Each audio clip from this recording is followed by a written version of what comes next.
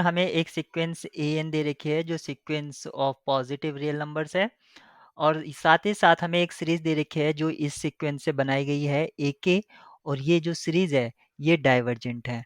Divergent या series की convergence हम कैसे बताते हैं, इसका जो सीक्वेंस ऑफ पार्शियल सम होता है उसकी लिमिट देखते हैं और अगर लिमिट इसकी कोई फाइनाइट नंबर आ जाती है तो हम बोलते हैं कि ये सीरीज कन्वर्जेंट है, अदरवाइज डाइवर्जेंट है।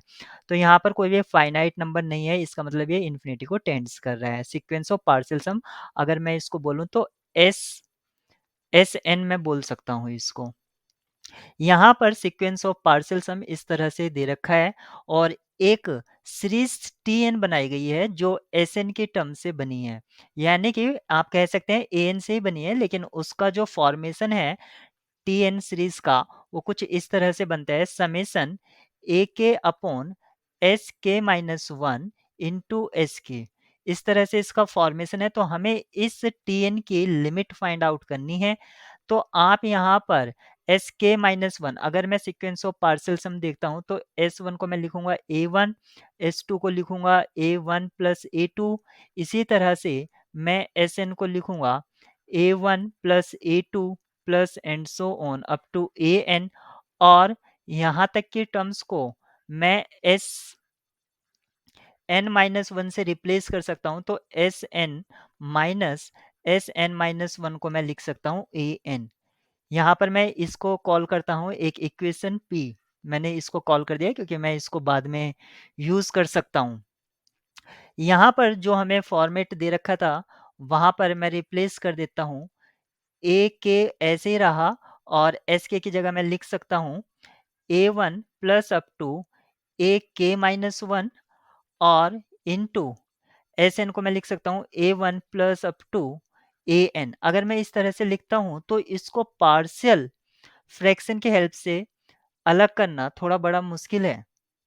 तो यहाँ पर एस के की जगह रिप्लेस करने से बेहतर है आप इसके न्यूमरेटर को रिप्लेस कीजिए, ये नीचे ऐसे ही रहने दीजिए, क्योंकि हमें एस के बारे में पता भी है कुछ कि उसका जो सीक्वेंस ऑफ पार्शियल सम है वो इन्फिनिटी को टेंड्स कर रहा है। तो मैं इसको यहाँ पर रिप्लेस ना करके मैं ए के को रिप्लेस करता हूँ और वो क्या है, इक्वेशन पी से आप देख सकते हैं।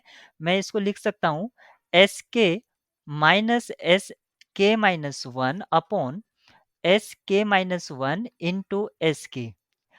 अब मैं दो फ्रैक्शन को अलग अलग करके लिख देता हूँ। तो मैं इसको लिख सकता हूँ एस के अपॉन एस के माइनस वन इंटू एस के माइनस वन अपॉन एस के माइनस वन इंटू एस के। आप देखिए इससे ये कैंसिल हो जाएंगे। तो फाइनली आपको जो समेसन है वो क्या बचेगा, आपको बचेगा समेसन वन अपॉन एस के माइनस वन अपॉन एस के, ये आपको बचा है। अब आप इसको डायरेक्ट एक्सपेंड कर दीजिए। डायरेक्ट एक्सपेंड करेंगे तो आपको यहाँ पर जो समेसन रन हो रहा था वो टू से इन्फिनिटी तक जा रहा था। तो यहाँ पर आएगा पहला टर्म जब आप रखेंगे तो one upon S one minus one upon S two. जब आपने के की वैल्यू टू पुट करी फिर आप यहाँ पर थ्री पुट करेंगे तो one upon S two minus one upon S three. और इसी तरह से नेक्स्ट वाला ब्रैकेट आएगा S three minus one upon S four और ये प्रोसीजर चलता रहेगा। आप देखिए ये टर्म आपस में सारी कैंसिल आउट हो जाएगी। तो फाइनल में जो ब्रैकेट हमें ऑब्टेन होगा उसमें एस एन और एस एन माइनस वन, इस तरह से ये सारे टर्म्स कट जाएंगे, लास्ट वाला बचेगा।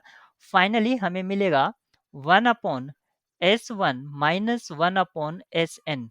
ये जो मिला हमें ये टी एन मिला, लेकिन हमें तो चाहिए था लिमिट ऑफ टी एन। इसका मतलब हुआ limit of one upon S one minus one upon S N. इसकी हमें लिमिट चाहिए जब एन इन्फिनिटी को टेंड्स कर रहा है। तो ये हो जाएगा वन अपॉन एस वन, क्योंकि सीक्वेंस ऑफ पार्शियल सम से हम एस वन को क्या लिख सकते हैं, ए वन लिख सकते हैं। तो one upon A one minus one upon limit of S N. और यहाँ पर लिमिट ऑफ एस एन किसको टेंड्स कर रहा था, इन्फिनिटी को। तो one upon A one minus one upon infinity. Finally आपको मिलेगा वन अपॉन ए वन। तो वन अपॉन ए वन आपका ऑप्शन ए है। यानी कि A1 क्या है? आपका ए कह सकते हैं, तो ऑप्शन ए इसका ट्रू होगा।